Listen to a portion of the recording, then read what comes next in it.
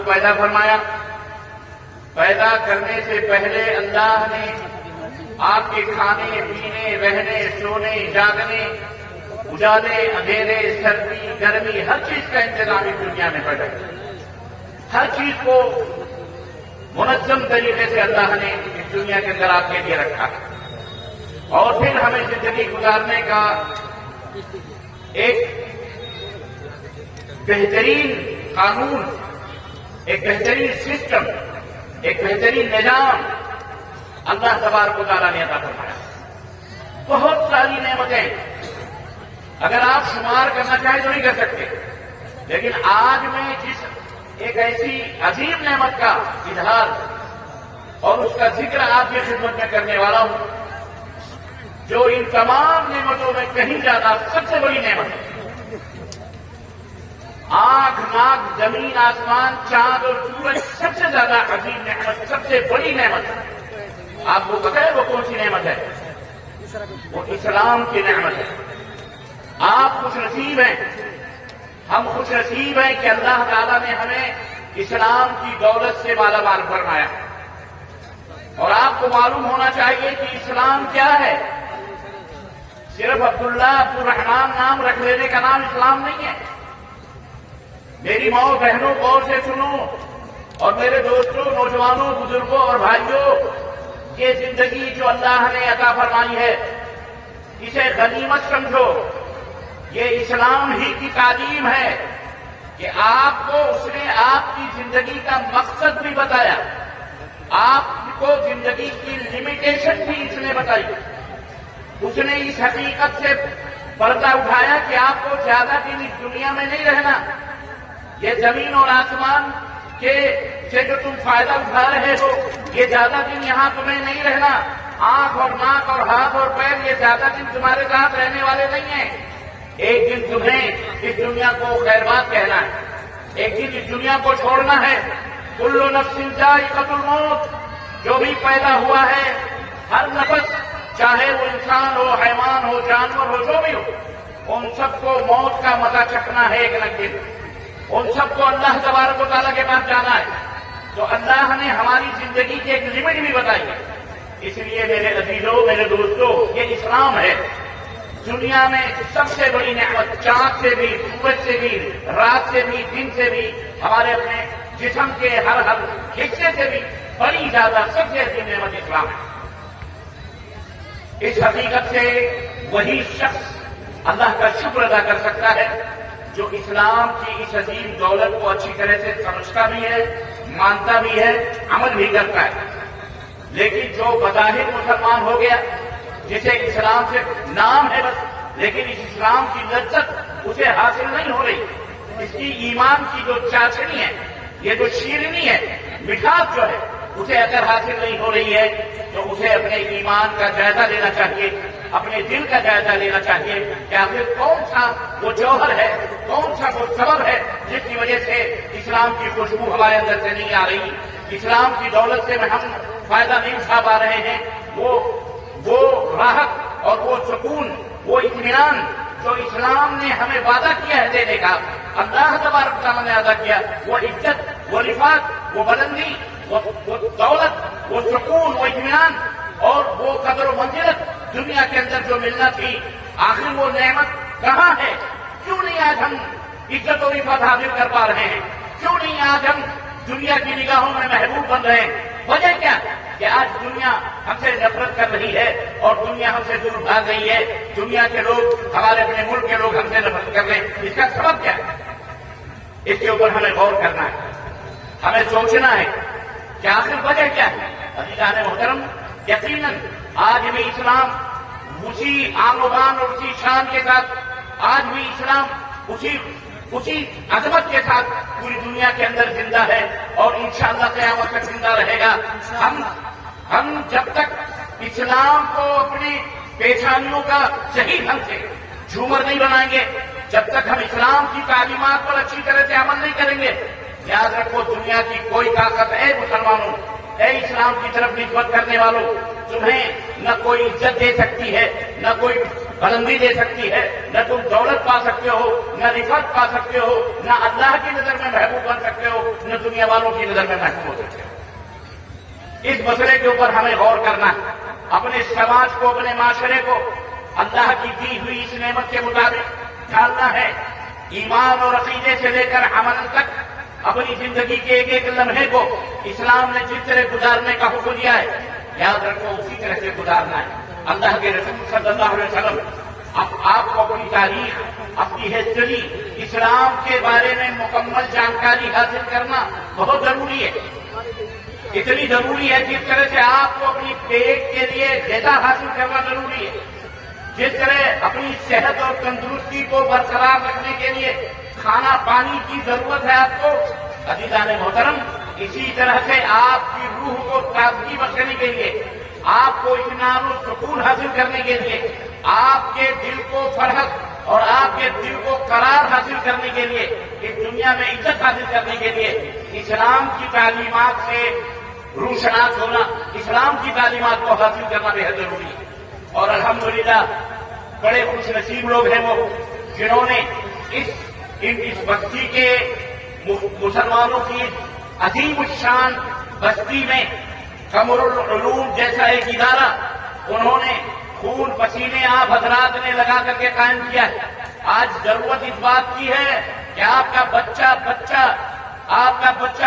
دین کے تعلیم سے، آپ کا بچہ اللہ اور اس کے رسول کے فرمان سے واقف ہو، بچہ حافظ قرآن ہو، بچہ عالم بنے، بچہ ڈاکٹر بنے، بچہ لائر بنے، بچہ اسپیکر بنے، بچہ جناب عالی بیرسٹر بنے، بچہ جج بنے، بچہ اپنے دین اور وطن کا خدمت کرنے والا بنے۔ اس کی آج ہمیں ضرورت ہے۔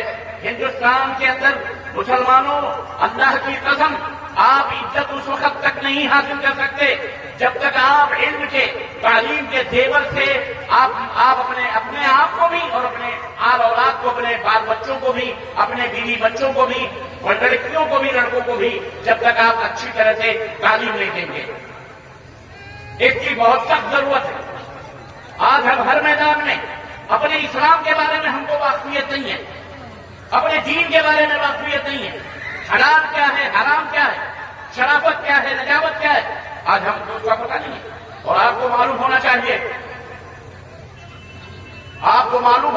عزیزان محترم، کہ آپ جو جی رہے ہیں، کھا رہے ہیں، پی رہے ہیں، اس کے پیچھے کتنی بڑی بڑی لوبیاں بیٹھی ہوئی ہیں آپ کو اور آپ کے آنے والی نسلوں کو اس دنیا سے نیست و نابود کرنے کے لیے، اس دنیا سے آپ کے وجود کو ختم کرنے کے لیے، آپ کو مٹانے کے لیے۔ اسلام کو وہ نہیں مٹا پائیں گے، یہ بات یاد رکھو۔ اسلام کو وہ کبھی نہیں مٹا سکتے، وہ خود مٹ جائیں گے، لیکن آپ کو مٹا دیں گے اگر آپ کے دامن میں اسلام نہیں رہے گا، اگر آپ کو حلال و حرام کی تمیز نہیں ہوگی۔ آپ کی آنے والی نسلیں اللہ کی قسم یہود و نصارہ کی طرح برباد ہو جائیں گی۔ جس طرح اللہ نے یہود و نصارہ کو ذلیل و رسوا کیا، اسی طرح آج مسلمانوں کا حال ہو جائے گا، اور آج ہو رہا ہے۔ اپنے سماج اور معاشرے کو سمجھو اور اس کو سدھارنے کی اسلام کی تعلیمات میں روشنی حاصل کرو۔ اللہ کے نبی صلی اللہ علیہ وسلم جب مکہ المکرمہ میں نبی بنا کر کے بھیجے گئے، اور آپ نے جب مکہ المکرمہ نبوت کی ذمہ داری سنبھالی اور آپ نے لوگوں کو توحید کی دعوت دی، تو آپ نے اس مکے کے معاشرے میں، سماج میں یہ دیکھا کہ یہاں کس قدر کی برائیاں موجود ہیں، کیسی کیسی برائیاں اور کیسی کیسی خواصیں موجود ہیں۔ زناکاریاں وہاں عام تھی، شراب نوشیاں وہاں عام تھی، سود خوریاں وہاں عام تھی، باپ داداؤں سے قتل و غارت گھڑی کا سلسلہ وہاں چل رہا تھا۔ ہر طرف کفر اور شرک کا غلغلہ الگ تھا، اور لوگوں کے اندر افرا تفری بے سکونی الگ تھی۔ اللہ کے حبیب حضرت محمد الرسول اللہ صلی اللہ علیہ وسلم نے اپنی قوم کے سامنے کھڑے ہو کر کے اسلام کی دعوت دی، اور اسلام کا پہلا کلمہ ان کے سامنے رکھا اور فرمایا، اہل مکہ سنو، یا اہل مکہ قولوا لا الہ الا اللہ تفلحوا، اے مکے کے لوگوں لا الہ الا اللہ پڑھ لو، اللہ کی توحید کے اوپر قائم ہو جاؤ، دنیا میں کامیاب ہو جاؤ گے اور آخرت میں بھی کامیاب ہوگے.